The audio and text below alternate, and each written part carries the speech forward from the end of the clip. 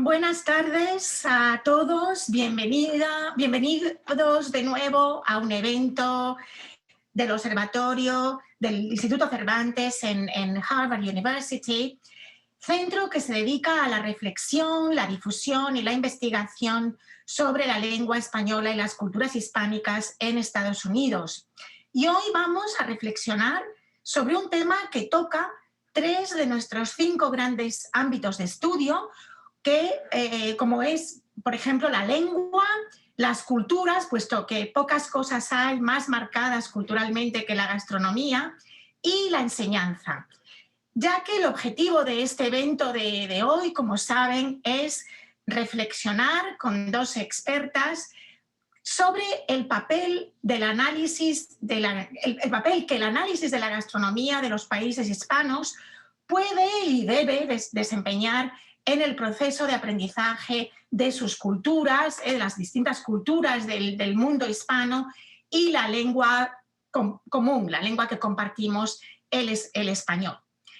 Para ello contamos con 2 brillantes docentes, 2 expertas a las que agradezco de corazón el ofrecimiento, la iniciativa que tuvieron de proponernos esta actividad tan interesante, tan innovadora y atractiva, de lo cual da cuenta el amplio número de asistentes con los que contamos hoy. Paso por ello a presentarlas y a darles enseguida la palabra. Contamos con la doctora Juana Gil y la doctora Johanna Leander, que van a abordar este tema desde 2 contextos, el contexto europeo y el contexto norteamericano. La doctora Juana Gil es doctora en Filología Hispánica y ha centrado sus intereses investigadores principalmente en la relación entre la fonética y la fonología y en algunas de las aplicaciones prácticas de la fonética, como es la fonética judicial, la fonética forense y la enseñanza y aprendizaje de la pronunciación de lenguas extranjeras.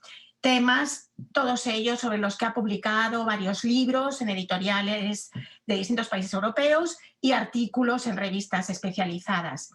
Comenzó su carrera investigadora y docente en la Universidad Autónoma de Madrid, donde estuvo 9 años, y pasó luego a la Universidad Nacional de Educación a Distancia de España, la UNED, donde estuvo 13 años, para luego ya incorporarse al prestigioso Consejo Superior de Investigaciones Científicas de Madrid, el CSIC, en el cual dirigió el Laboratorio de Fonética y creó el posgrado oficial en estudios fónicos, fundando además la revista Loquence, Spanish Journal of Speech Sciences, que todavía dirige. Pero Juana hoy está aquí no como investigadora en fonética, sino desde su puesto de directora del Instituto Cervantes en Lyon, puesto que ocupa desde hace 3 años, y además porque en ese centro han publicado recientemente un librito, como lo llama ella, un libro precisamente sobre los alimentos y la gastronomía en la enseñanza del español. Va a compartir entonces esa experiencia de creación del libro y sus reflexiones sobre la aplicación a la enseñanza y al aprendizaje del español en ese contexto. Y en el contexto norteamericano, más concretamente en esta universidad en la que nos encontramos, tenemos a la doctora Leander, que no necesita presentación para muchos de los que nos acompañan hoy aquí, muchos profesores de Harvard, estudiantes y de otras universidades cercanas. Pues Johanna Leander lleva 4 décadas enseñando lengua española en Harvard University, en la que actualmente es Senior Preceptor in Romance Languages and Literatures. Además, se graduó en esta universidad, también en Harvard obtuvo su maestría y realizó su tesis doctoral y cuenta además con un MA también, con una maestría por la New York University in Spain. La doctora Leander ha dado clase en Harvard de todos los niveles de español y además ha innovado diseñando cursos pioneros sobre la relación entre la cultura y el cine, es una gran experta y conocedora del cine español, sobre español y comunidad y sobre gastronomía, sobre campo, perdón, sobre el que también es experta y además lo lleva en la sangre, como nos ha contado. Y ha centrado sus intereses de investigación en estos temas, más concretamente en la didáctica de lenguas extranjeras, en literatura española y latinoamericana del siglo XX, en el cine y en las representaciones de la comida en las artes y en las humanidades.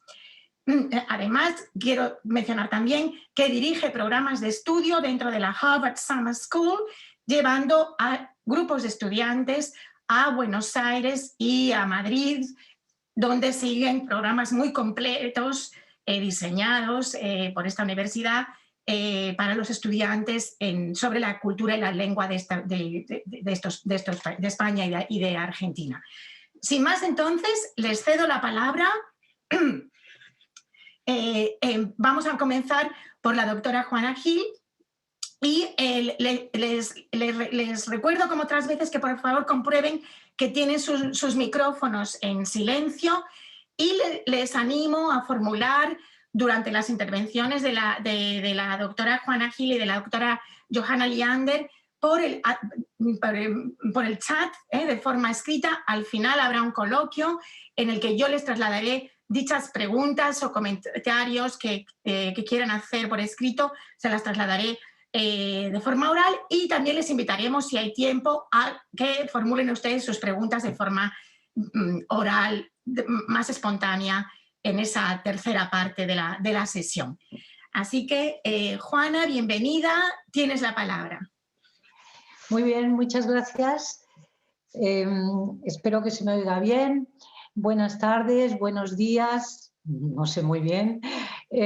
Ante todo, lógicamente, lo que quiero es agradecer, como no, en nombre de todo el equipo del Instituto Cervantes al que yo estoy representando hoy aquí, esta oportunidad de estar con todos ustedes, con la doctora Liander, por supuesto con Marta, con la doctora Mateo, porque realmente es un placer y resulta pues muy agradable, lo agradezco muchísimo.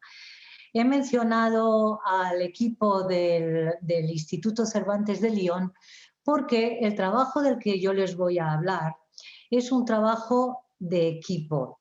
Es decir, uno de los aspectos interesantes que puede tener, ustedes ya juzgarán, es que cuando yo llegué al Cervantes pensé que, bueno, por mi experiencia anterior, no hay nada que cohesione más a un equipo y que lo, digamos, que lo conforme como tal equipo que tener un proyecto en común. Y en ese sentido decidí pues, iniciar una trilogía sobre el español de la vida cotidiana que comprendería este primer librito de alimentos, los alimentos en el mundo hispano, un segundo librito que saldrá ahora dentro de poco sobre las prendas de vestir en el mundo hispano y un tercer librito que tratará el asunto de la vivienda en el mundo hispano también. Muy bien, pues les decía que uno de los intereses que puede tener este libro es que ha sido el fruto de todo el equipo de personas que trabajan en el Instituto Cervantes de Lyon. Y cuando digo todo el equipo, quiero decir no solo los profesores, sino también el equipo administrativo, los profesores, los docentes más o menos, como les diría, intermitentes que pasan por allí. Es decir, que todo el mundo se ha implicado de la manera que ahora les voy a explicar muy brevemente, porque lo que me interesa es no tanto presentarles el libro, que por supuesto, sino también reflexionar un poquito sobre lo que puede aportar ese librito y algunas otras cosas que se pueden hacer a partir de ese librito en la enseñanza del español. La tapa del libro se llama Buen provecho, alimentos del mundo hispano y como ven tiene este índice, una presentación general de lo que es el libro, una presentación del Instituto Cervantes de Lyon, la comida en la literatura hispánica, 3 ejemplos nada más, algunas comidas típicas del mundo hispánico, después una serie de diálogos modelo del español para el mercado, la frutería, la pescadería, la carnicería, lo ven ustedes allí, no quiero aburrirles. Después ya las fichas de los alimentos con sus diversos nombres en español y un pequeño test de memoria simplemente por si los lectores quieren hacerlo y ver hasta qué punto recuerdan lo que han leído. La nota que aparece a la izquierda es una nota interesante en el sentido de que les pido a todos ustedes, quiero decir, a cualquier persona que se acerque al libro, que nos señale cualquier errata, cualquier problema, cualquier inexactitud o que amplíe lo que en el libro se dice. Les enseño un poquito más para que vean ustedes cómo está hecho. Por supuesto está en la red, al acceso de todo el mundo. Lo que pasa es que yo estoy compartiendo el PDF porque me resultaba más seguro que tenerme que conectar a Internet, pero está en la red. Esta es la presentación del Instituto Cervantes de León. Miren ustedes ya de paso lo bonito que es León iluminado.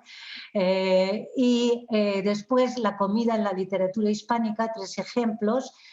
Como les digo, todo el equipo ha formado parte en esto. Entonces, por ejemplo, un compañero mío, Pedro Tena, buscó estos poemas que tienen que ver con la alimentación y que, por cierto, son muy divertidos, sobre todo el intercambio entre Nicolás Guillén y Rafael Alberti. Realmente son unos poemas que Pedro estuvo muy acertado en encontrar, ¿no?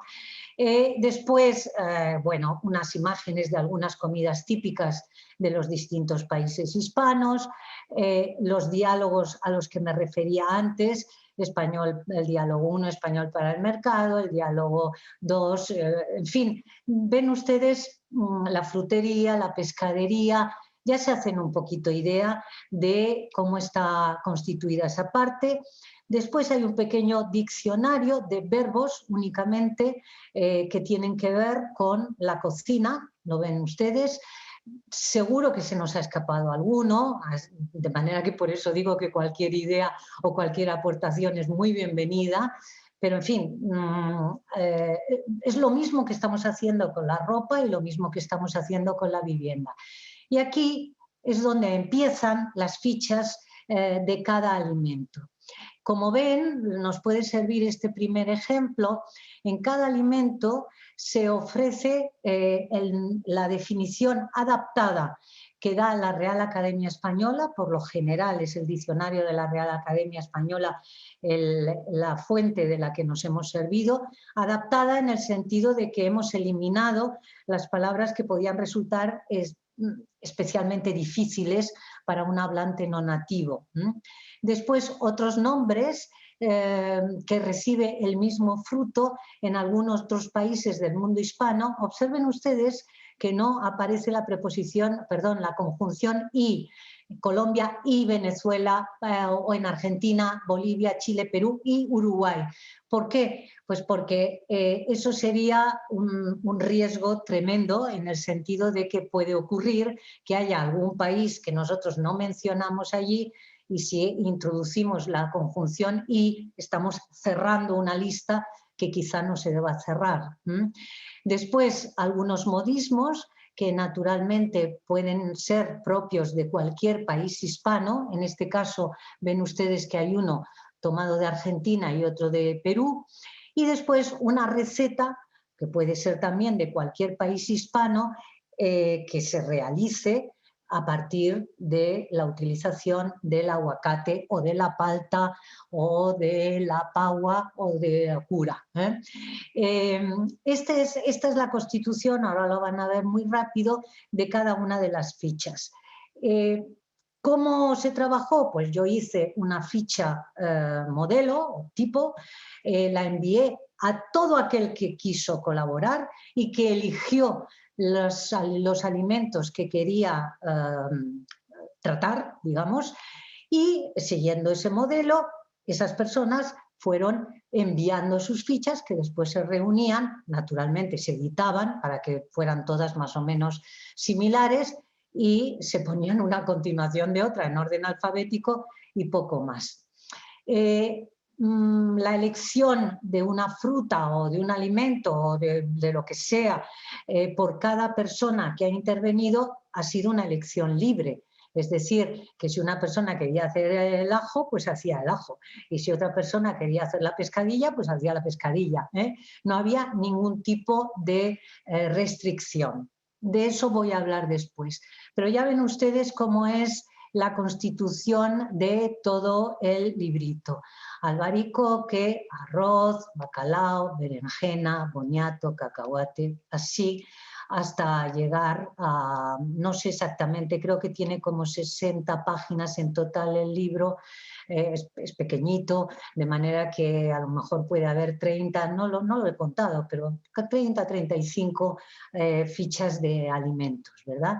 Y luego, al final, que ahora voy a llegar enseguida, hay una, pues lo que les decía al principio, un pequeño test de memoria donde se les pregunta por pues determinadas, simplemente para que recuerden, ¿no? Por determinados detalles.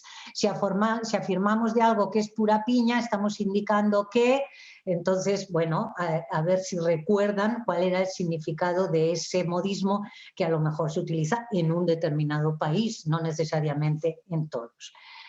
Ven ustedes un poquito cuál es la idea.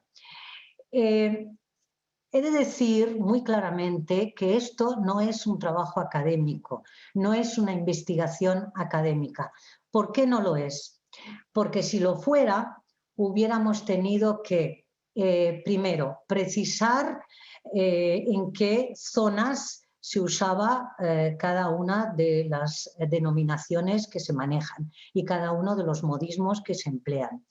Teníamos, por supuesto, que haber hecho una selección más equilibrada, es decir, que haya el mismo número de frutas, que el mismo número de pescados, que el mismo número de carnes, por ejemplo. Teníamos que haber considerado si los usos eran propios del sexo masculino o del sexo femenino. Hay mucha diferencia a veces entre unos y otros. Teníamos que haber valorado si eran modismos o vocablos o incluso recetas propias de estratos sociales más elevados o estratos sociales más bajos. Es decir, teníamos que haber estudiado una enorme cantidad de variables, concluyendo finalmente, y como es habitual en cualquier trabajo académico, con test estadísticos que demostraran la significatividad de cada uno de esos usos, porque no es lo mismo que lo usen 2 personas a que sean de uso general en todo el país. Este libro, como ven, a mí también me gusta decir las limitaciones que tiene. Y entonces ustedes, quizá, después de oír todas estas limitaciones, podrían preguntarme, bueno, y entonces, en fin, si tiene tantas limitaciones, ¿qué es lo que puede aportar este librito? Y ahí es donde quiero llegar, sin pasarme del tiempo que tengo asignado, que creo que no lo voy a hacer. Vamos a ver. Yo creo, esta es una opinión personal sobre la que, si ustedes quieren, después podemos hablar, si lo consideran conveniente, que actualmente conviene hacer materiales siempre que incluyan la variación. Es decir, la variación a mí me parece un fenómeno fundamental en el mundo hispánico y creo que en cualquiera de los niveles lingüísticos de los que estemos hablando, sea el fonético, sea el morfosintáctico, sea el semántico, sea el pragmático, en cualquiera de los niveles la variación debe considerarse. Esto no quiere decir, porque sería una locura, que en cualquier trabajo que hagamos, en cualquier material que diseñemos, pretendamos introducir toda la variación existente, porque es absolutamente imposible. Pero qué duda cabe que hay formas, que hay estructuras que están suficientemente generalizadas y difundidas en el mundo hispano como para que merezca la pena salir de la óptica castellanocentrista, a la que yo pertenezco, por otra parte, para ampliar el panorama y bueno, tomar en consideración otro tipo de usos, otro tipo de construcciones, otro tipo de comportamientos lingüísticos. Lo digo porque sigo viendo en los manuales que se utilizan en muchos cursos un planteamiento o bien español en su mayor parte, porque son libros muchas veces editados en España, o bien algunos que están específicamente destinados al mundo iberoamericano. Yo creo que lo ideal, sobre todo para este tipo de materiales, es intentar combinar. Es decir, que si estamos explicando los usos de los tiempos del pasado, por ejemplo, pues intentar explicar al hilo de la presentación que no son igual a uno y a otro lado del Atlántico. Y he de decir que nosotros, hablo por mí, somos una minoría. Es decir, que, y como eso en todo. Por eso este librito me parece que puede ser interesante simplemente como una pequeña aportación mínima al diseño de un tipo de materiales que considera la variación. En este caso, solo la variación léxica o la variación en cuanto a los modismos, pero considera la variación. En segundo lugar, creo que este tipo de material, sobre todo si se hace con mayor envergadura, puede aportar mucha información sobre la riqueza cultural de los diferentes países. De eso seguro que la doctora Liander les va a hablar a continuación con mucho más conocimiento que yo, porque ella es especialista en esto. Es decir, que pueden pues conocer determinados usos. ¿Qué les digo? Si estamos hablando del café, pues cuándo se toma café en un sitio y cuándo no, si es habitual hacer sobremesa o no hacerla, cuáles son los horarios de las comidas en los distintos países, es decir, información estrictamente cultural que puede ser muy reveladora sobre la sociedad del país. Por ejemplo, ¿qué les digo yo?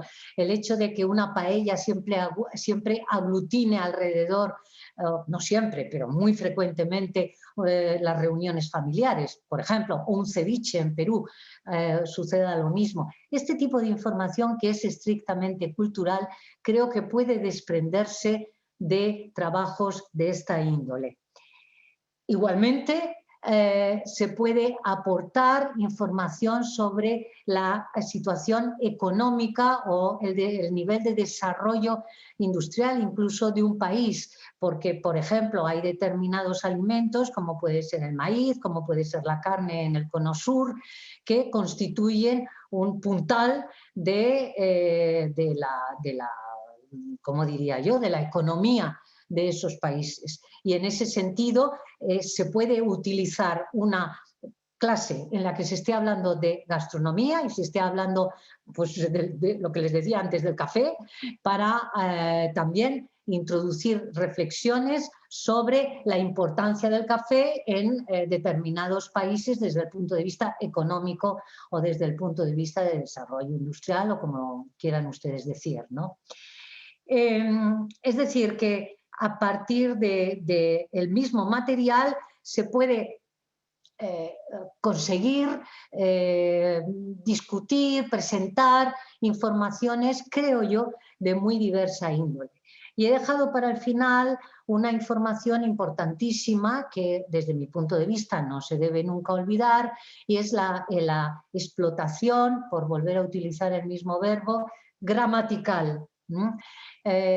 Si ustedes consideran una receta, la formulación típica de una receta viene muy bien, viene perfectamente al dedo para explicar el uso de las pasivas reflejas, por ejemplo, o el uso de los conectores, o el uso de los marcadores del discurso, o incluso el uso del tú, el vos o el usted para crear un sentimiento, un sentido de mayor cercanía o menor cercanía con el oyente, con el lector, en fin. Es decir que, bueno, y se me olvidaba, lo que a mí más me gusta, se puede explotar también para explicar perfectamente las distintas pronunciaciones de la C. Si ustedes están hablando de morcillas, pues les viene muy bien aprovechar para explicar cuál es la pronunciación en Iberoamérica de esa C escrita y cuál es la pronunciación en la parte central de la península ibérica, por ejemplo, y en el norte. De manera que la idea de este librito, como ven, que no tiene grandes pretensiones, es la de, fíjense, la de motivar con toda humildad, pero intentar motivar a los profesores, a ustedes, muchos de ustedes seguramente que me escuchan son profesores de español, a preparar materiales mucho más elaborados que estos, considerando esas variables que yo ya he avisado que no se han tenido en cuenta en esto, porque esto sobre todo es un trabajo de equipo para hacer equipo. Pues considerando todas esas variables y puede conseguir lograr un libro más voluminoso si quieren, pues simplemente de recetas, pero abordadas desde un punto de vista que les permita tratar la variación lingüística del español, la cultura de los países hispanos, el desarrollo económico-social de los países hispanos y las reglas fonéticas, morfosintácticas o pragmáticas a las que se atiene el español. He consumido mis 25 minutos, simplemente antes de terminar quiero, porque me gusta hacerlo, darles las gracias, por supuesto, a ustedes, como no, por estar aquí, pero también a todo mi equipo, que no sé si está escuchando o no, pero que han seguido este proceso y siguen trabajando en la trilogía con una gran ilusión, con un gran entusiasmo y a los que realmente les estoy muy agradecida. Y quedo a su disposición para cualquier tipo de preguntas, si la tienen, sobre las que podamos hablar en la fase del coloquio. Muchísimas gracias, Marta y Johanna, igualmente. Gracias. Muchas gracias, Juana. Y pasamos ahora, por esta presentación tan clara, tan detallada, tan amena, pasamos entonces ahora al contexto norteamericano, al contexto universitario que nos va a presentar Johanna Leander. Johanna, tienes tú la palabra ahora. Muchas gracias, Marta. Buenas tardes a todos y muchas gracias por compartir este tiempo conmigo. Espero que podamos disfrutar todos de dos temas que a mí me han interesado, me han llamado la atención: el aula y la cocina, la lengua y la gastronomía, desde hace mucho tiempo. Sobre todo quiero agradecer enormemente a Marta Mateo por la invitación y por haberme dado la oportunidad de hablar de estos temas, y también gracias a la doctora Gil, a mi tocaya, que muy amablemente me ha acompañado con esa explicación de la gran iniciativa por parte de la oficina del Instituto Cervantes de Lyon. Cuando vi el material yo me quedé alucinada, dije, esta es una gran iniciativa y tengo ganas ahora de ver lo que van a decir acerca del vestuario. Bien, a ver. Yo empiezo, les advierto, fuera del aula un minuto y luego volveremos al aula. El verano que yo iba a cumplir 13 años, mis padres me llevaron a conocer a sus países, Dinamarca y Finlandia, después de una ausencia suya de casi 50 años. Al aterrizar en Turku, algunos dirán Åbo, capital medieval de Finlandia, mi madre bajó del avión y empezó a hablar finlandés como si hubiera sido ayer su última visita, dejando atónitos a todos los de la familia. Se reía de otra manera y lloró cuando volvió a comer un plato parecido al yogur que los finlandeses dicen viili, los suecos filmjölk, y es un poco como el kefir que ahora conocemos en Estados Unidos. La llamaron por otro nombre que jamás había escuchado. Y a mí se me ocurrió en ese viaje que aquella era la identidad, lengua y paladar. En el mismo viaje nos acompañó mi tía abuela Naima y sin poder dirigirme la palabra, siempre que me veía me daba un plátano. ¿Un plátano? Al principio yo no entendí nada, pero luego pensando en la historia de Naima, decimonónica, oriunda y radicada en Finlandia, para ella, para aquella generación de finlandeses, los plátanos eran una comida muy especial y quería regalarle a la nieta de su hermana solo lo mejor durante ese viaje. Lengua, paladar, historia, identidad. Esta tarde, aquí, nuestro objetivo es contrastar de qué manera otras dos realidades culturales y universitarias distintas, la cultura francesa y la cultura norteamericana de Harvard, toman como eje simbólico principal la gastronomía española como elemento de reflexión a partir del cual se fundamenta un libro o una clase universitaria que al mismo tiempo sirve para ir puliendo y perfeccionando el dominio de la lengua española. Joseph, la próxima diapositiva. Gracias. En el caso de Harvard, en el curso que llevo enseñando desde 2018, Español 81, Table Talk and Food Writing, la gastronomía española se utiliza como medio para reflexionar sobre la cultura y la historia de un país, la macrohistoria, y de qué modo ésta se ve influida también por las relaciones sociales que se llevan a cabo en el entorno familiar y cotidiano, es decir, la microhistoria. Finalmente, el estudio de la gastronomía española como nexo simbólico entre la macro y la microhistoria se convierte en un modo de repensar, a modo de reflejo, el papel que la gastronomía propia del estudiante tiene en su sociedad y su núcleo familiar y cotidiano. Se reflexiona sobre una gastronomía otra para generar empatía y repensar el papel de la gastronomía propia, todo en español. Y todo a base de lecturas y visionados comentados en clase, ejercicios de redacción semanales, proyectos colaborativos de cocina y de investigación, además de un enriquecimiento del léxico desarrollado por los estudiantes a lo largo de las 13 semanas del semestre universitario. Dado el esquema curricular, la clase de Español 81 no pretende la especialización sobre un tema, sino aprovechar la curiosidad propia del estudiante por una cultura distinta, la hispánica, para reflexionar sobre lo otro, tener una respuesta empática respecto de ese otro y generar como resultado un proceso de autorreflexión. Y es de esperar que también la clase motive suficiente curiosidad e interés para que los alumnos sigan estudiando español y las muchas culturas que abarca. La próxima diapositiva, Joseph. Es que la cocina está, con perdón, hasta en la sopa.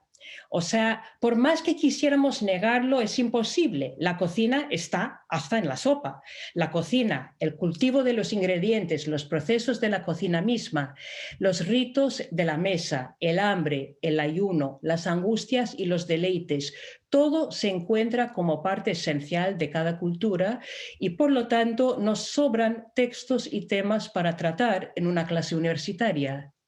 Ya no se limita a los libros de cocina, los recetarios, ni a las cartas de los restaurantes, ya que la literatura y la prensa, la pintura, el cine y hasta las historietas atestiguan la comida de protagonista, de motivo y de consecuencia, tanto en la historia como en la ficción. Y mientras más nos domine el Internet, aún más evidente la presencia de la comida en la cultura. Teniendo todo lo dicho hasta ahora en cuenta, me propuse diseñar una clase universitaria que examinara la cultura española por lo que está en sus mesas, cómo se prepara y se disfruta, cuándo, dónde, con quién y por qué. Mientras más preguntas, más diálogo y más práctica de la lengua. Y con un buen manjar siempre existe la posibilidad de convencerles a volver a la mesa, a los platos, a los libros y a la historia. Cabe mencionar también que el nivel de español de mis alumnos es avanzado. Hablan nerviosos, pero bien. Escriben mejor y solo les falta vocabulario específico y conocimientos culturales. Manos a la obra, entonces, vamos a ver algunos de los materiales de estudio de la clase. Joseph, la próxima diapositiva, por favor. Español 81 se acerca primero a la cocina y la identidad en un contexto hispánico, quiero decir español y latinoamericano. Empezamos con el primer día, con la introducción o el primer párrafo del Quijote, el cuento Borges y yo, que comenta la fragancia del café, un poema del vasco Bernardo Achaga que habla de la vida y la muerte de Adán, hablando de lo que comen y la comida como algo tan natural como la vida y la muerte. Y al final vemos un texto de Esmeralda Santiago, quien yo me atrevo a decir era la primera escritora latina o latinex en escribir su libro cuando era puertorriqueña, When I Was Puerto Rican, y empieza la novela hablando de buscar una guayaba, quiere decir buscar su identidad boricua en un supermercado de Boston. De todas formas, pasamos entonces directamente a España, país que vive y que come en la calle y en casa. La calle se examina mirando el documental Madrid del chileno Patricio Guzmán y de alguna selección de lectura de Pequeños delites abominables, vaya título, de Esther Tusquets. Son dos obras elaboradas en un español pulcro y personal que describen aspectos de la vida en las calles madrileños y en sus bares y restaurantes europeos e históricos para Guzmán, y en el caso de Tusquets, ciertas peculiaridades de cómo se comportan los comensales que la han acompañado en alguno que otro restaurante o casa. Estamos en casa con Julian Barnes, novelista británico, pero lo tenemos traducido al español, como se ve en la diapositiva, en su libro El perfeccionista en la cocina, que en inglés es The Pedant in the Kitchen, que cuenta sus primeros periplos al tener que prepararse una comida por primera vez a los 30 años. Presentamos muchos contextos culinarios para generar conversación, introducir vocabulario y así abarcar tanto un primer bocado o retrato de la historia de España y de las muchas maneras en que estudiaremos la comida, con la maravilla que siente Guzmán ante el pueblo madrileño, el ojo crítico e ingenioso de Tusquets y con Barnes el reconocimiento de que todo el mundo no es Paul Bocuse o Ferran Adrià en la cocina. Dato importante, toque pedagógico. Procedemos estudiando las autonomías españolas, cuáles son, cómo son, su historia y topografía, según las lecturas preliminares del historiador Raymond Carr y el periodista John Hooper. No sería completa una clase sobre España sin dedicar unas sesiones a esos temas, complementados por un vistazo al mapa de España. Tradicionalmente se estudia poco la geografía en las escuelas norteamericanas y me parece bastante importante para entender España saber dónde está y cómo es la geografía, la topografía, por supuesto. Además de que hablar de diferencias históricas, topográficas y lingüísticas entre el norte y el sur de España se empalma perfectamente con nuestro estudio de la Edad Media cuando leemos un fragmento de la historiadora María Rosa Menocal, además de dos romances viejos y la batalla entre Don Carnal y Doña Cuaresma del libro de Buen Amor. Conocer un poco de la convivencia de culturas de la Edad Media, además del uso de la comida en el romancero fronterizo y sefardí, y comprender la importancia de la Iglesia Católica por medio del ayuno y la abundancia de comida en el texto de Juan Ruiz realmente les abre la curiosidad por saber más y les prepara para entender todos los sabores e ingredientes que los primeros siglos e invasores de la historia de España. Otra diapositiva, la próxima, Joseph. Gracias. Luego conocemos el llamado siglo de oro por medio de los bodegones de Velázquez y Murillo y del hambre con el Lazarillo, el primer tratado, y casi a la mitad del semestre llegamos a las Américas, donde leemos fragmentos del diario de Colón y de los textos de Cortés y Bernal Díaz, y luego leemos unos fragmentos del Inca Garcilaso, en que describe las plantas y algunos platos de lo que va a ser Perú. Ustedes tienen varios siglos representados en esa diapositiva un poco patas arriba, ¿verdad? O sea, ahí está Álora, romancero fronterizo, la vieja friendo huevos de Velázquez, el mercado de Tlatelolco de Diego Rivera, y luego llegaremos al siglo XIX. La maravilla que sienten los españoles ante su descubrimiento de las Américas se les contagia a los alumnos, y lo que aún más les llama la atención a los estudiantes es cierta continuidad de la historia de México y del Perú y el enorme valor y respeto que tienen esas dos naciones por su historia, sobre todo prehispánica, tema que sobresale en la comida, su preparación y sus ritos hasta hoy en día. Es decir, que allí la historia está, con perdón, hasta en la sopa, confirmado más tarde por una lectura de algunas odas de Pablo Neruda, por ejemplo. Saltamos el charco y los siglos y nos enfocamos en el siglo XIX, en que tanto el romanticismo como el nacionalismo están reflejados en la vida española y en su comida.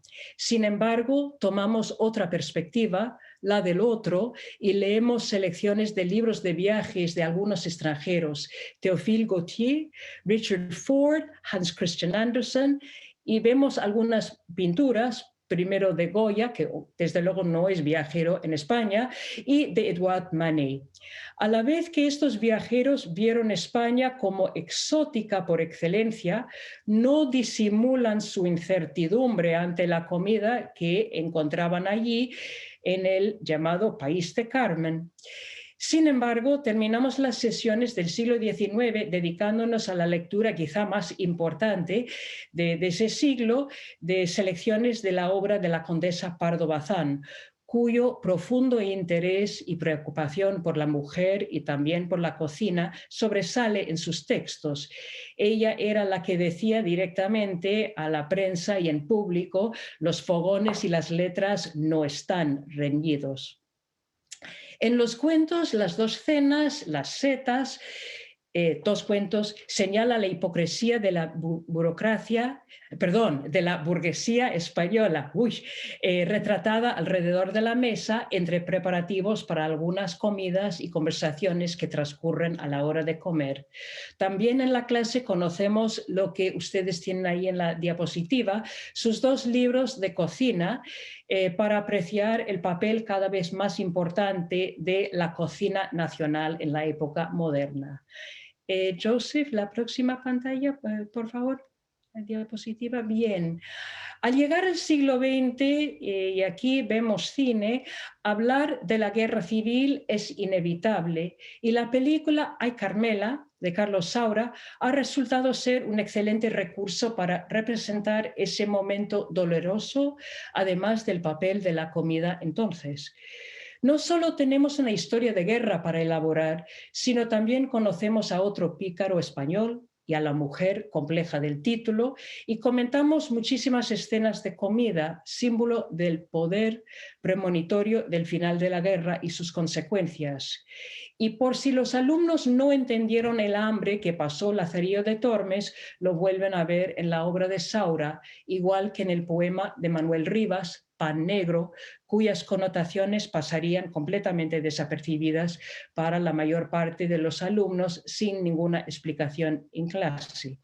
La posguerra y la transición a la democracia se ven en cuentos de Miguel Delibes, Mercè Rodoreda y Rosa Montero, y a veces incluimos a un cuento bastante tremendo de Almudena Grandes sobre la imagen del cuerpo, pero todas estas obras esencialmente tratan la carencia de amor entretejido con la bebida, los dulces y las comidas compartidas entre los personajes. Luego consideramos España como un país de migrantes y como nación globalizada. Allí ustedes pueden ver la película Flores de otro mundo y 18 comidas. Y al considerar el momento actual, no podemos prescindir de una clase sobre una selección de chefs españoles de ahora. Vemos vídeos, o sea, en clase no tenemos a Ferran Adrià ni lamentablemente a Carme Ruscaleda. Joseph, puedes pasar a la próxima diapositiva ahora sí. Y damos una vuelta a las Américas a conocer a varios chefs también. Vemos cómo incorporan sus preocupaciones sociales al trabajo y al arte del chef. Ahora bien, consideramos brevemente más o menos el título. Joseph, a la próxima diapositiva, por favor, y a otras dimensiones del curso. La expresión table talk se refiere a la conversación informal típica de la que acompaña una comida, o puede ser de una persona famosa, un tête-à-tête, si ustedes quieren, la conversación de sobremesa, y la mesa está allí para reforzar la informalidad.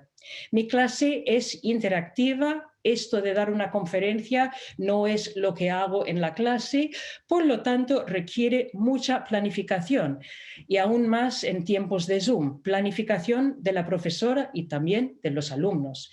Y food writing suele referirse al género de escritura que trata la comida, desde las recetas y las críticas de los restaurantes hasta la investigación antropológica, científica o histórica en el ensayo personal.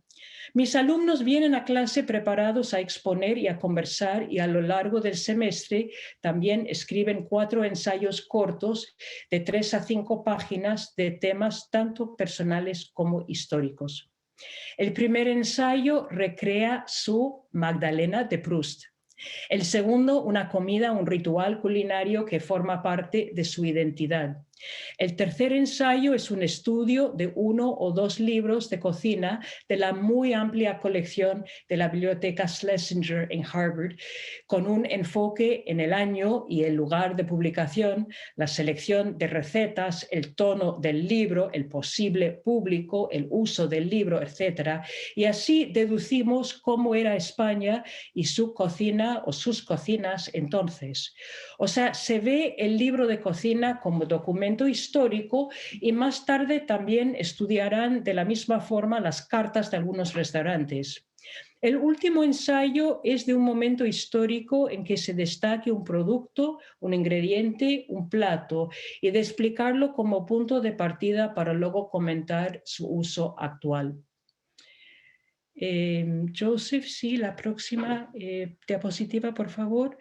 Y por último, ¿cómo construir el espacio fuera del aula?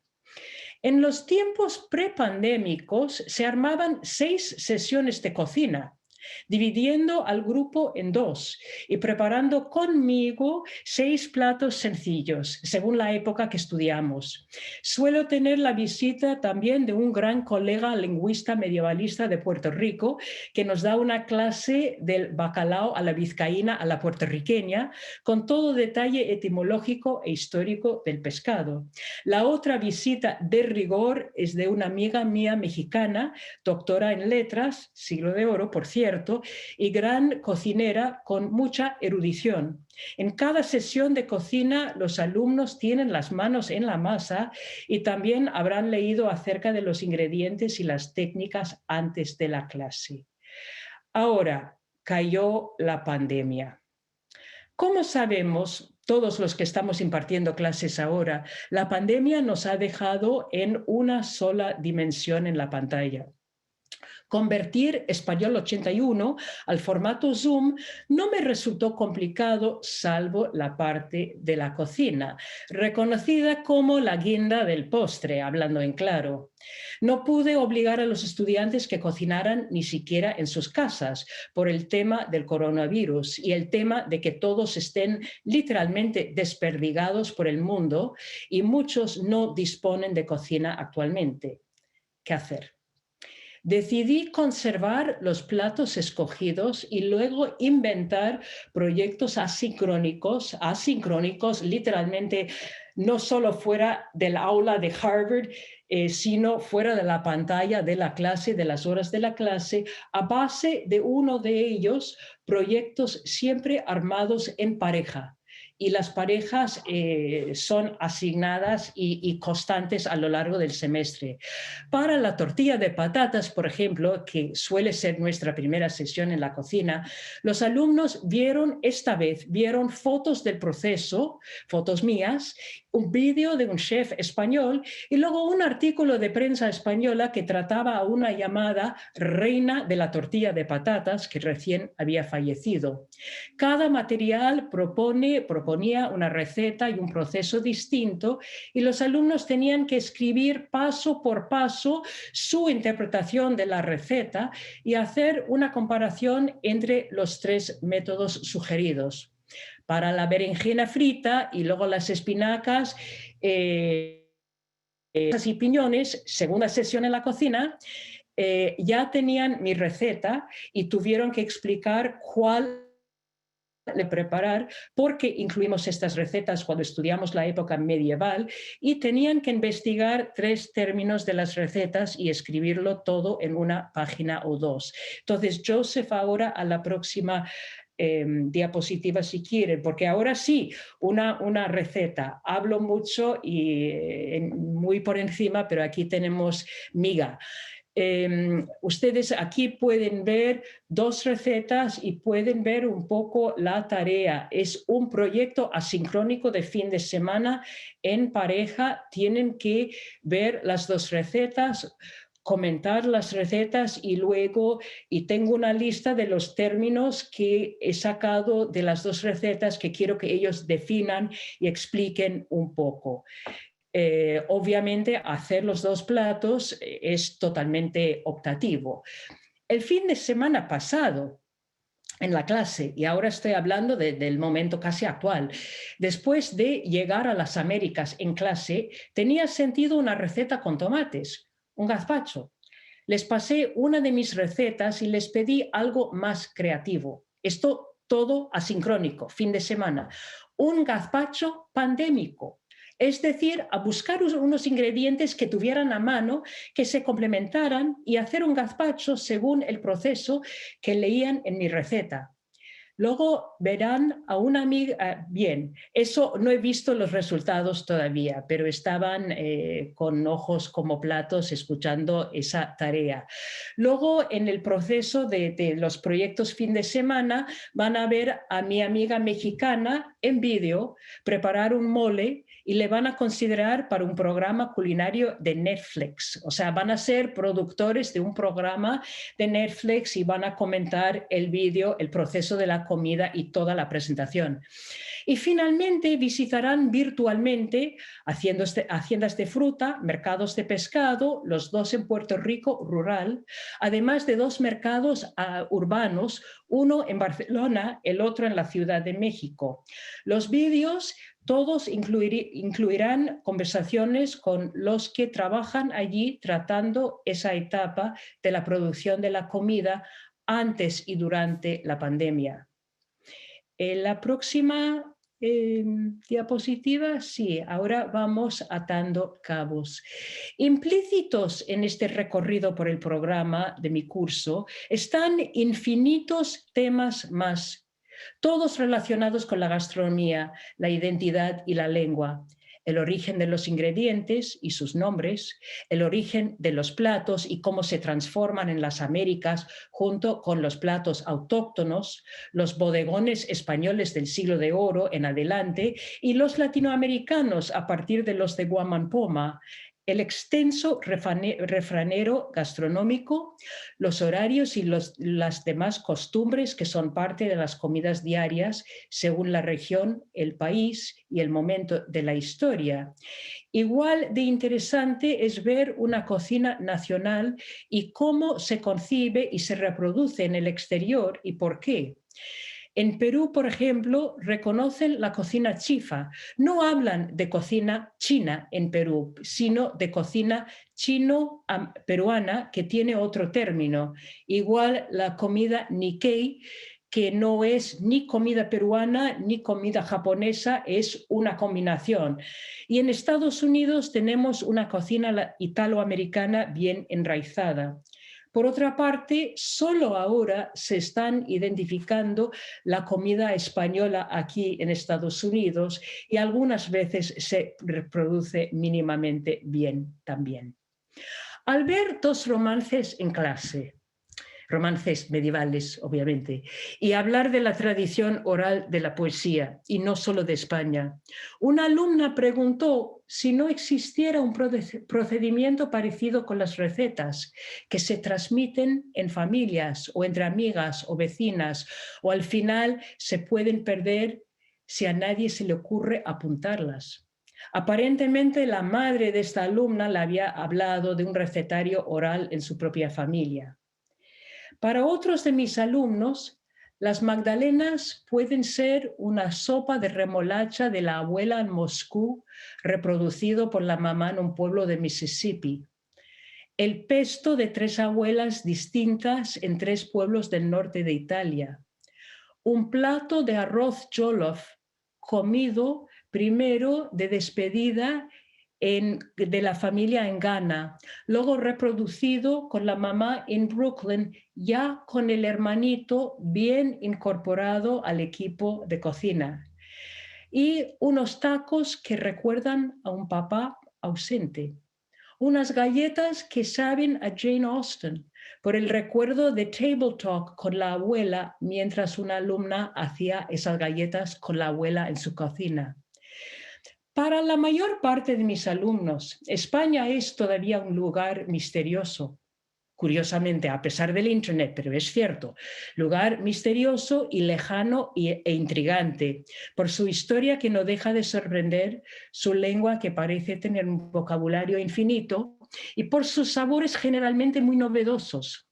Sin embargo, buscamos vínculos entre el estudio de la mesa española y la historia de la nación, y la mesa de mis alumnos y su propia historia, y el contexto actual de Harvard y del mundo. Todo en español. Todo forma parte de lo que debe aportar la clase y ojalá pronto podamos volver al aula y tener las manos en la masa otra vez. Muchas gracias. Muchísimas gracias, Johanna. Bueno, seguramente es un lujo tener a Johanna como profesora, un lujo poder asistir a estas clases tan sumamente completas, tan ricas, tan apetecibles en todos los sentidos que nos ha descrito con esta presentación tan magistral. Muchas gracias a las dos, creo que se complementan perfectamente la elaboración de un libro en equipo, los objetivos, la aplicabilidad de dicho libro y el enfoque desde el aula universitaria en dos contextos distintos, con estudiantes diferentes, evidentemente. Y invito ahora a todos ustedes a que formulen sus preguntas o comentarios, observaciones que quieran hacer. Hay una persona que se ha tenido que despedir, pero que había hecho un comentario cuando estaba interviniendo la doctora Juana Gil. Recordaba el interés de las recetas para la explicación de los imperativos, ella lo llama los mandatos, es verdad. Juana, no sé si quieres comentar de cómo las recetas se expresan con sintaxis diferente en inglés y en español. En español se usa la pasiva, como habías dicho, ¿no? Mientras en inglés utilizamos el imperativo. Sí. Claro, y también es muy interesante cómo últimamente, en este caso hablo de España, no puedo hablar de otros países porque no lo sé, a lo mejor Johanna, la doctora Liander, sí lo sabe, la formulación de las recetas tiende a ser muy informal y se utiliza sistemáticamente el tú, por ejemplo, ¿no? Es decir, que incluso aunque la receta esté presentada dentro de un contexto más formal, pues pasa inmediatamente a ser muy informal. Yo creo que porque se quiere establecer una especie de, ¿cómo diría?, de camaradería, ¿no?, entre la persona que lee y la persona que está escribiendo la receta, ¿no? Y luego pues hay muchas variedades, porque hay muchas diferencias, quiero decir, porque nosotros, por ejemplo, al hacer el librito, tuvimos que después en la corrección de pruebas, un compañero y yo íbamos fijándonos en que siempre la formulación fuera igual, o sea que si empezaba una receta con un imperativo, por ejemplo, que todas empezaran por un imperativo, o si se utilizaba, como al final optamos por elegir, la pasiva refleja, pues se cogen las berenjenas en esa receta, por ejemplo, que ha dado Johanna, que me la he apuntado, por cierto, en mente, las berenjenas con su miel y todo eso, pues se cogen las berenjenas, todo así, en pasivas reflejas, ¿no? Es decir, que sí, hay muchas posibilidades. Ella ha apuntado muchísimas en su intervención de cómo se pueden usar las recetas y muchas otras cosas de las que ha hablado. Pero efectivamente, sí, se puede hacer un análisis, lo que sería un análisis del discurso en realidad.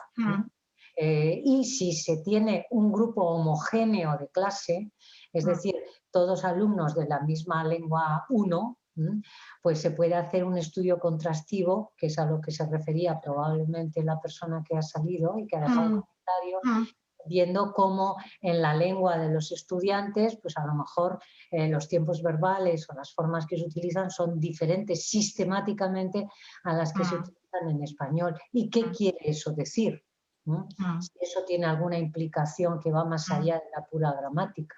Eso, no sé si he contestado a la pregunta, pero... Ahondando en este tema y retomando el hecho de que, Johanna, mencionaste tú los vídeos que utilizas a veces en la clase ahora, no sé si habéis observado que efectivamente las recetas en español tradicionalmente, por lo menos en España, se expresaban con esa pasiva refleja, se echan los ajos, se deja cocer, mientras que ahora en los vídeos que se ven en YouTube, que la gente consulta, siempre se utiliza la primera, bueno, siempre, se utiliza más frecuentemente la primera persona del plural. Echamos tal, dejamos, yo no sé si eso es influencia de los programas de cocina de la televisión o que el vídeo, ¿no? el hecho de que sea una grabación en vivo, que estamos hablando a un público que parece que está ahí presente con nosotros, invita más a ese plural que a ese se, que es más formal, más de la lengua escrita seguramente. No sé si al final eso va a influir en la escritura de las recetas en un futuro. No sé qué pensáis. No sé si habéis observado esto, Johanna. Puede ser. Ahora, yo creo que primera persona plural, si usamos el nosotros, tiene un tono didáctico que a lo mejor no sé si convenga a la prosa, ¿verdad? Es más bien la experiencia en la cocina de otro. También creo que depende un poco del público, pero la cocina va abarcando cada vez un público más amplio y supongo que nosotros pues les conviene, ¿verdad? No sé si eso va a cambiar la prosa escrita en los recetarios, no, eso tampoco tampoco. Lo que sí estoy notando es que los recetarios van alargándose. Incluso mis alumnos dicen que si hacen un plato en casa, quieren ver los ingredientes y las indicaciones y nada más de relleno, ¿no? Pero yo estoy notando que cada vez más los libros de cocina se extienden mucho. Se extienden mucho. No es la simple viñeta de cuando yo cocinero primero cociné o probé este plato, sino pues más. Y es interesante también el uso de los diminutivos, que abundan mucho para crear también, lo habrás observado tú, Johanna, para crear esa sensación de familiaridad a la que te referías, ¿no? Cuando esté la cebolla muy fritita, entonces echamos hasta que esté doradito. Esto es muy frecuente, por lo menos hablo de las recetas que nosotros hemos podido ver en este tiempo para preparar el librito. No sé hasta qué punto se puede generalizar, pero sí vimos mucho de eso también, ¿no? O sea que es verdad que tiene como todo tipo de texto específico y especial, pues tiene sus propias reglas que funcionan en él, como dice Johanna, bien sea en la parte oral, bien sea en la parte escrita, probablemente diferentes, pero tiene sus propios recursos y sus propios, ¿verdad? Sus propios hábitos, por decirlo así, que se pueden utilizar en clase y se pueden explicar. Imagino, bueno, veo que Johanna ya lo hace. Yo quería preguntaros también por los niveles. Johanna mencionó que evidentemente sus alumnos son de nivel avanzado.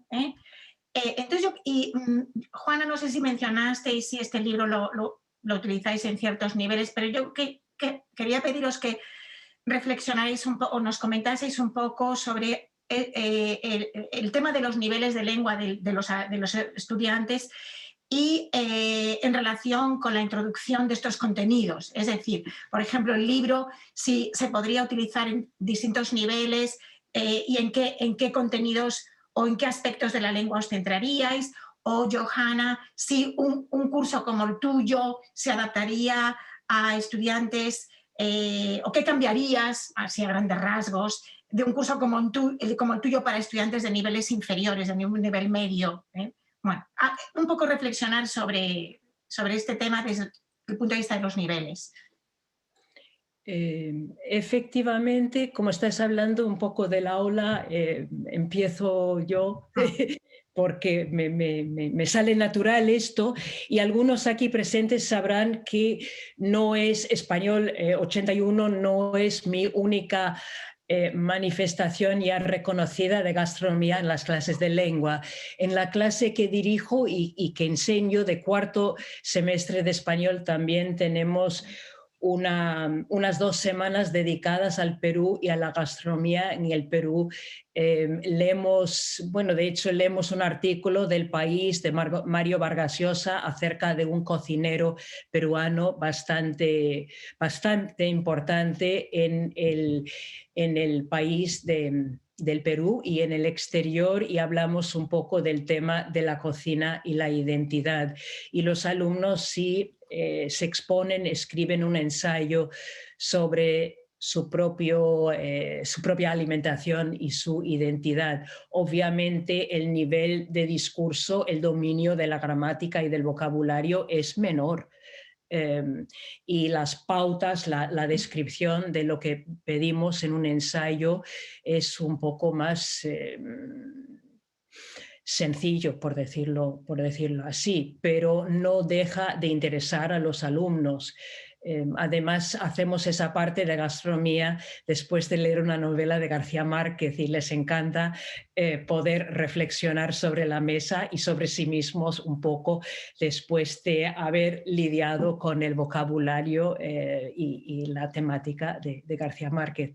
Pero bien, es una manera también de acercarnos a un país quizá menos conocido en Estados Unidos, que es el Perú, que tiene una gran cocina junto a México en Latinoamérica.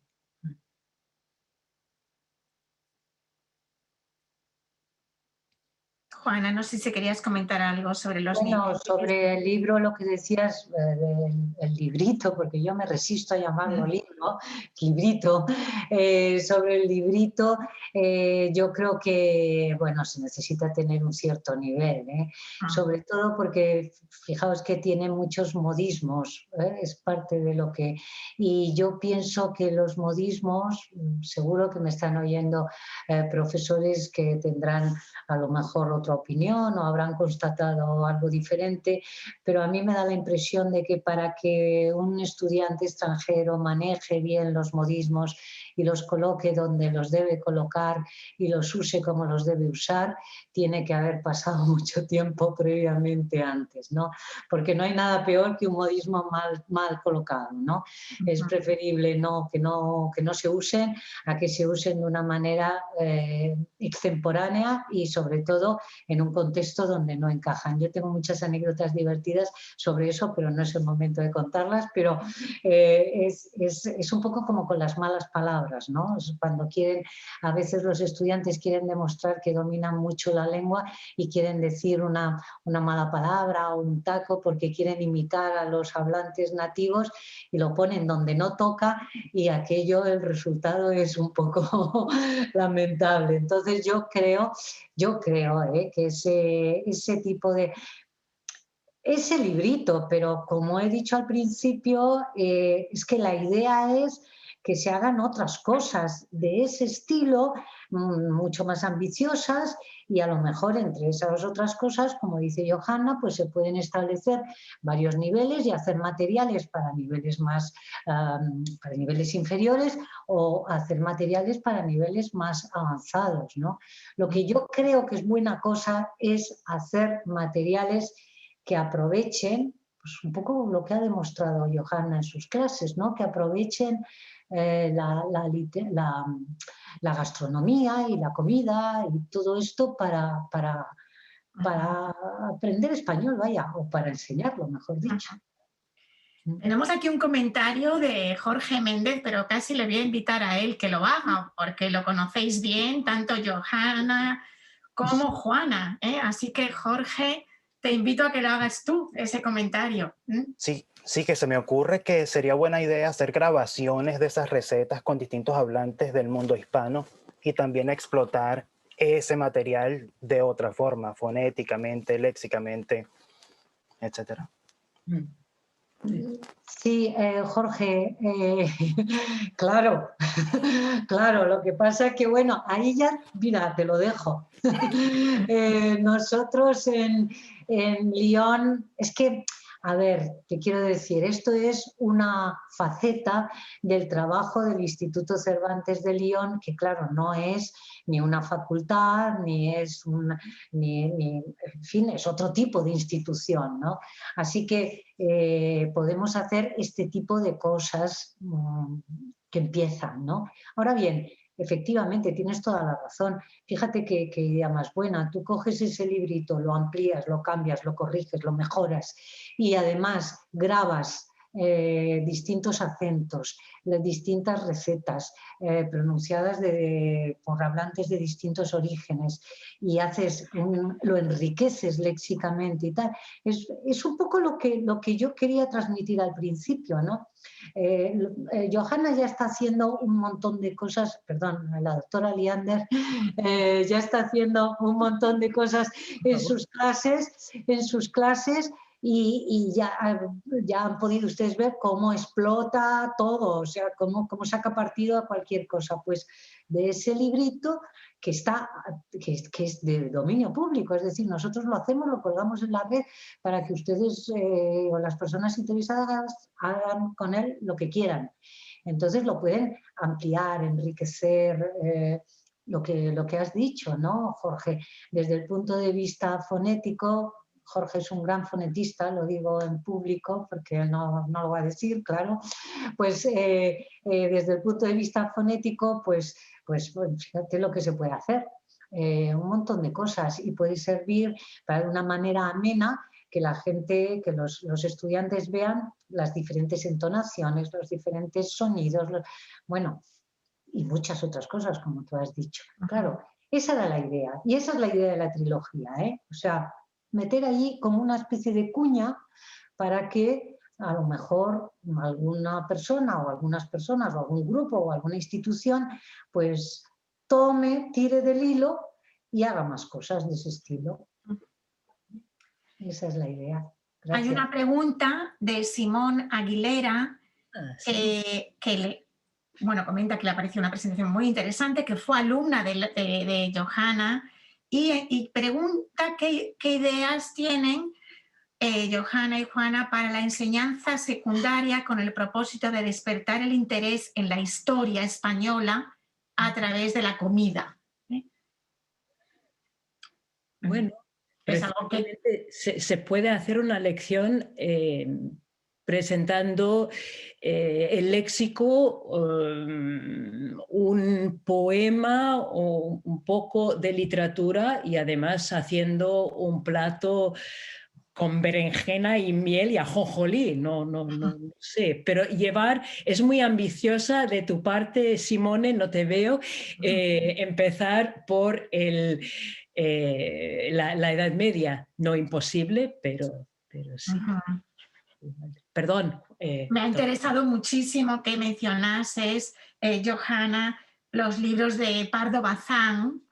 Bueno. Porque precisamente aprovecho para anunciar que nuestro próximo evento será un tributo a Pardo Bazán, tendrá lugar dentro de 2 jueves, en el que haremos una presentación de esta polifacética intelectual y escritora desde el punto de vista de la literatura y el cine, pero me ha gustado ver esas 2 ediciones suyas de la cocina, que además vi que se llamaban cocina antigua y cocina moderna, Sí. Con lo cual ahí también está el punto de vista de la historia ahí introducido, ¿verdad?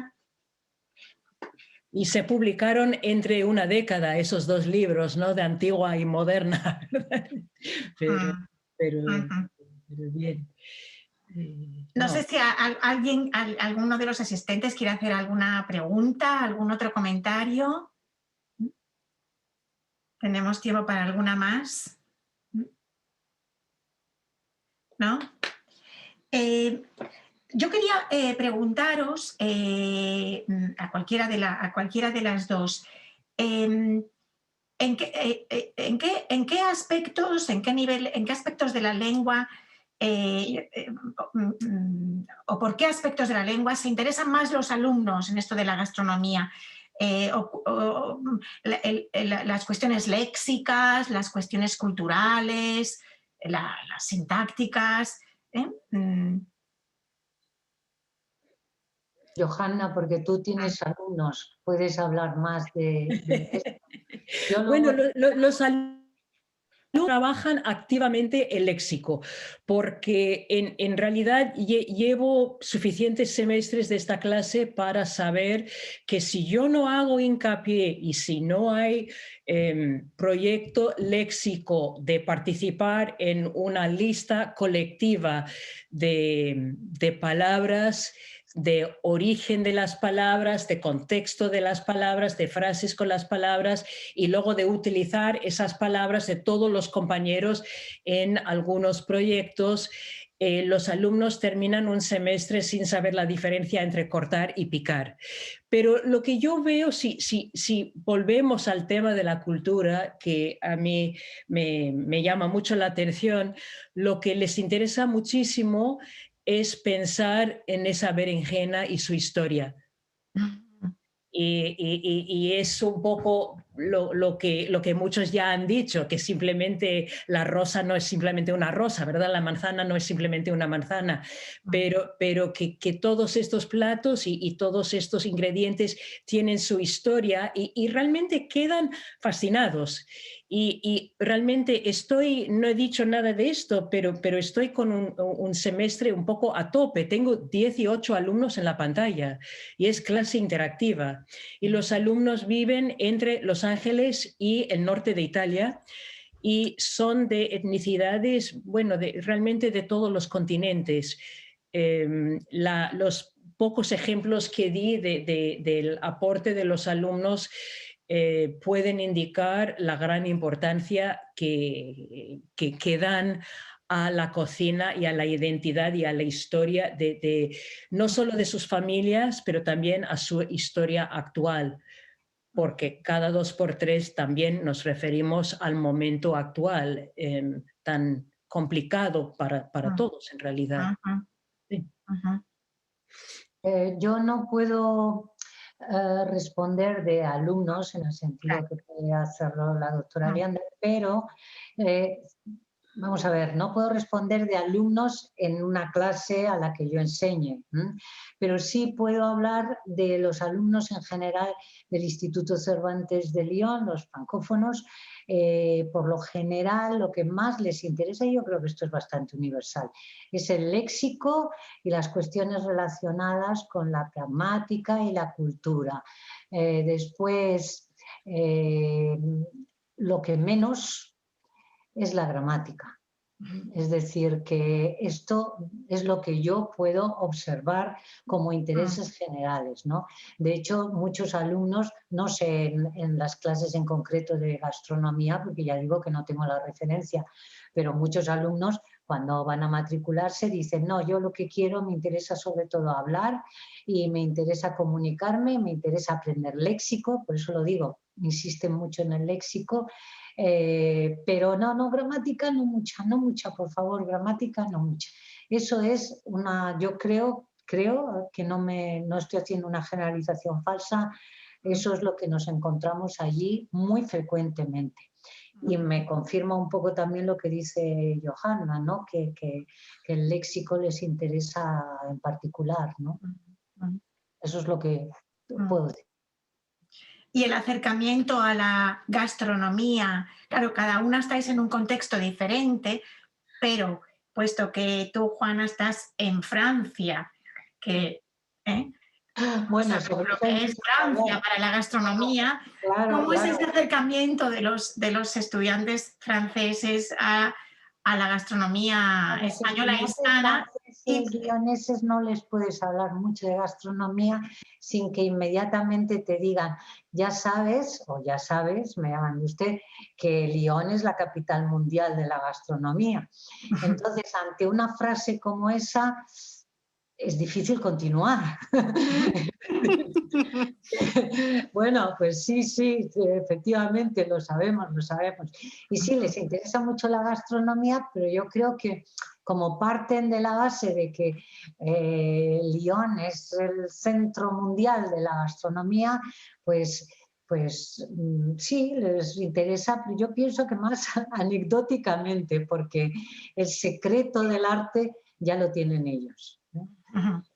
Esta es la opinión que a mí, o por lo menos la impresión que a mí me transmiten.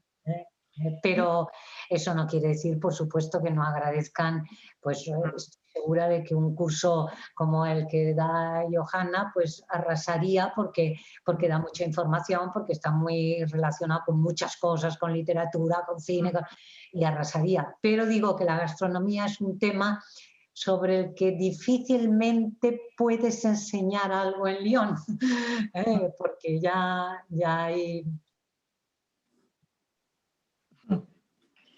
Tu percepción, Johanna, será diferente. Yo creo que tengo quizá un público más... diverso. Abierto a conocer, ¿verdad? Por el mismo índole de la asignatura. Normalmente se apuntan los curiosos, ¿verdad? Sí, a ese nivel e inferior también. Pero a mí como no tengo la experiencia en la cocina con ellos este semestre, llego a ciertas conclusiones leyendo su prosa, que a propósito es publicable, es magnífica, pero algunos se quedan muy sorprendidos por la idea de freír la berenjena. O sea,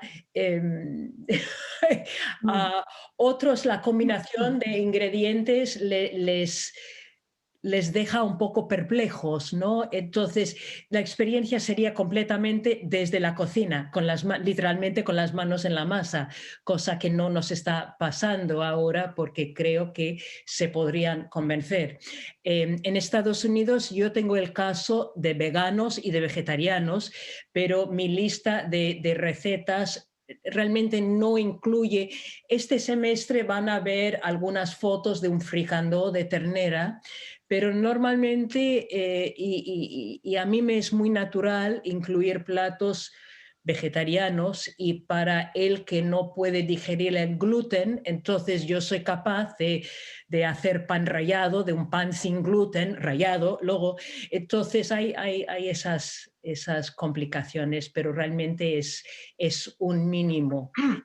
También no sé si ustedes captaron, pero cuando hablé de la chica ghanense, ella sí me escribió que hacer el arroz jollof en su cocina con su hermano presente y aprobado por su madre fue realmente un tema importante para esta mujer emigrante de Ghana, pero en Estados Unidos, que veía que los roles de género se tienen que abrirse y ser más flexibles, ¿verdad?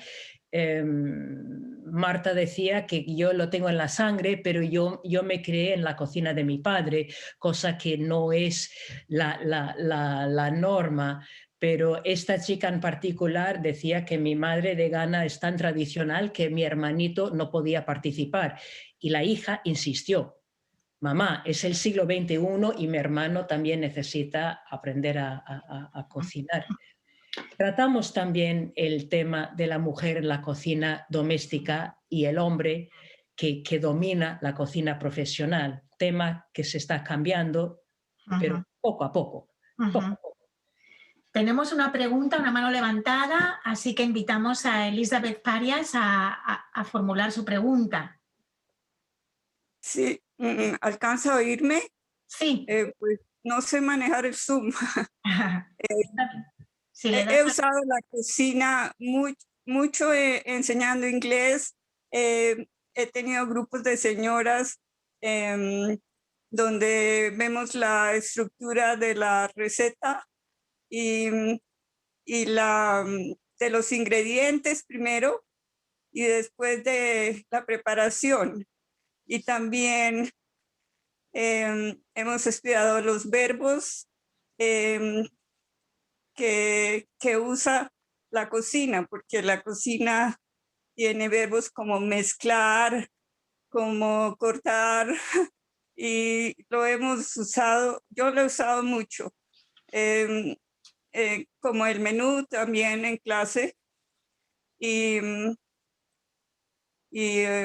las señoras que participan en las alumnas han traído sus recetas propias.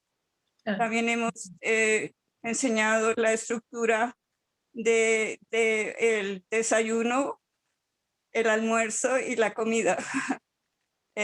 Y también vemos, porque es parte del método comunicativo que enseñamos aquí del Common European Framework, enseñamos inglés, pero tengo máster en los Estados Unidos de español, de Penn State University, y hace mucho tiempo, pero la comida es parte de expresar la cultura de cada país y sus recetas propias, y es un tema que lo usamos en clase y lo he usado bastante. Gracias.